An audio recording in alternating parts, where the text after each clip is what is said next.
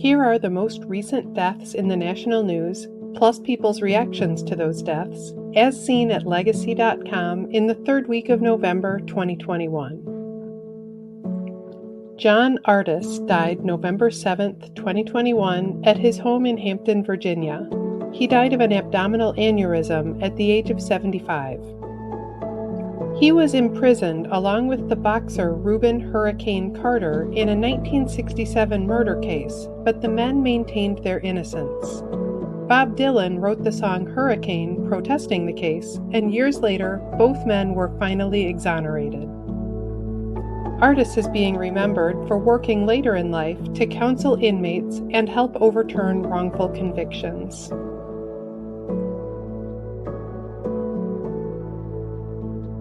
Musician Don Maddox died September 12, 2021, at an adult care facility in Medford, Oregon, at the age of 98. His death was widely reported this week. He was a fiddle player and singer with the early country band the Maddox Brothers Rose. They influenced the development of rockabilly and rock and roll. Maddox is being remembered as the band's comedian who performed under the persona Don Juan and joked with their audiences. Maddox was a veteran of the U.S. Armed Forces who served during World War II.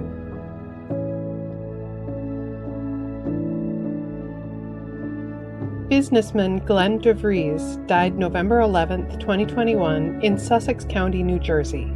He died in a small plane crash at the age of 49. Just last month, he flew to outer space on Jeff Bezos' Blue Origin rocket, traveling alongside Star Trek actor William Shatner. De Vries is being remembered for advocating for making space tourism accessible for more people.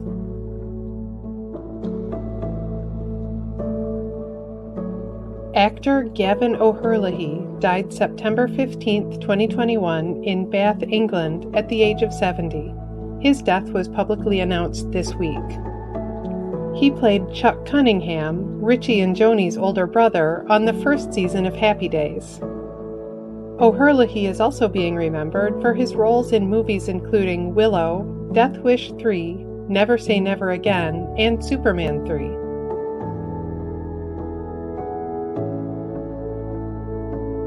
Racing driver and instructor Bob Bondurant died November 12, 2021, in Paradise Valley, Arizona, at the age of 88. He had a successful racing career in the 1960s, including a spot on Carroll Shelby's Ford Cobra team. He won the GT class at the 1964 Le Mans. Bondurant is also being remembered for his high-performance driving school, where he taught celebrities including Paul Newman, Tom Cruise, and Nicolas Cage.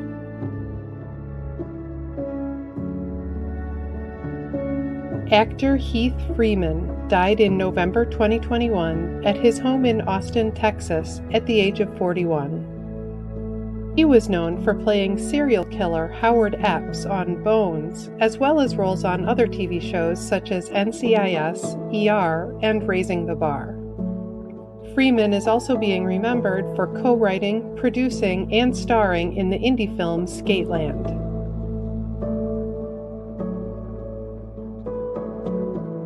Entrepreneur Chris-Tia Donaldson died November 13, 2021, after fighting breast cancer at the age of 42. She was the founder and CEO of TGIN Thank God It's Natural, a national hair care brand. Donaldson is being remembered for establishing the TGIN Foundation to support uninsured women with breast cancer.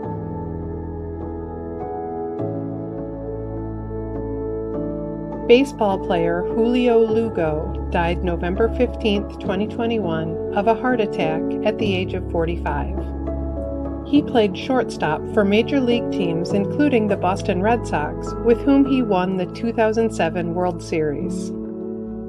Lugo is also being remembered for his time with the Houston Astros, Atlanta Braves, St. Louis Cardinals, and other teams.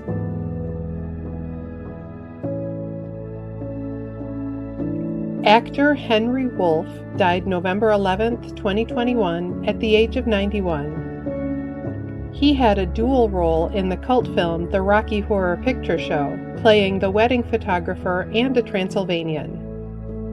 Woolf is also being remembered for roles on British TV in Doctor Who, Rutland Weekend Television, and Steptoe and Son.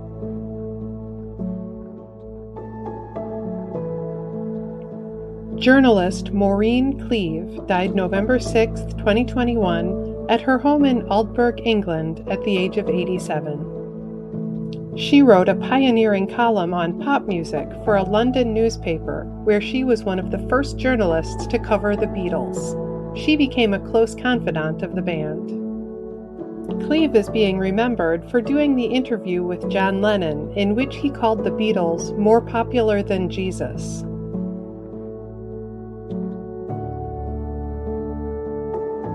Rapper Young Dolph died November 17, 2021, in Memphis. He died in a shooting at the age of 36. He was known for albums including King of Memphis and Rich Slave, which debuted at number 4 on the Billboard chart.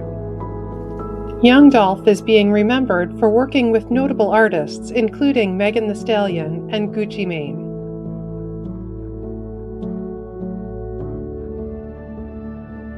Baseball player Pedro Feliciano died November 8, 2021, at his home in Puerto Rico at the age of 45. He was a pitcher for the New York Mets, off and on between 2002 and 2013. Feliciano led the major leagues in appearances for 3 consecutive seasons, earning the nickname Perpetual Pedro.